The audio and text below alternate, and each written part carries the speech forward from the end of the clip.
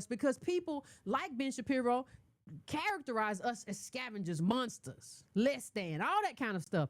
The scavengers are the ones those who produce nothing and demand everything. Ben Shapiro again. The scavengers are those who demand as their right that which has been produced by others, who blame their own miseries in free societies on systems of power. Yeah, that's what you hear. Well, you know what he's saying.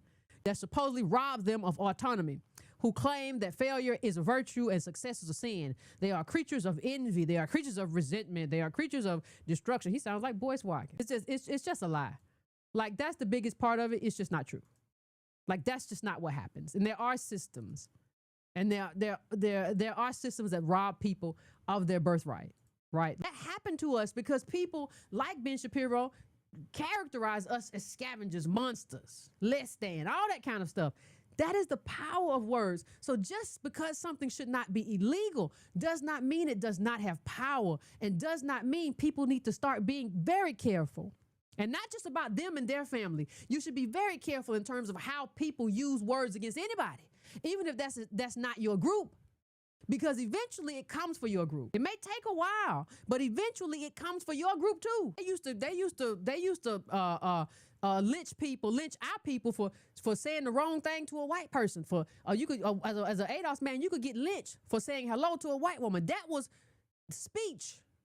That wasn't even political speech that could end your life. But if you don't care, and if that is still not something that you carry around in your mind because it's not your story, then we have a problem, because that is an American problem. What happened to us is an American horror in our ancestors, and it's not far away. She saw a lynching. Like, this is not that far away that we don't know people who saw this. And a lot of that was tied to words.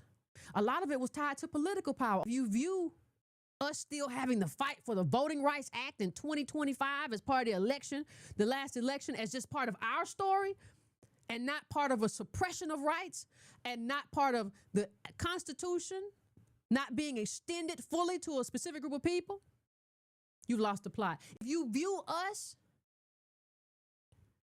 as people who have been robbed of wealth and never got reparations, as just that's ADOS, as opposed to the government robbing a group of Americans, you've lost the plot. If you have sympathy for Kirk, but you don't have sympathy for the survivors of the Tulsa massacre, who lived through a plunder and had money not passed down to them that they were supposed to have, and they saw people killed who were in their family, in their lives, old people shot, hurt, but you don't have sympathy for those people, and you want to see justice for him, but not justice for them, you've lost the plot, and you don't know what it really means to be human. You cannot tell other people what you want for yourself.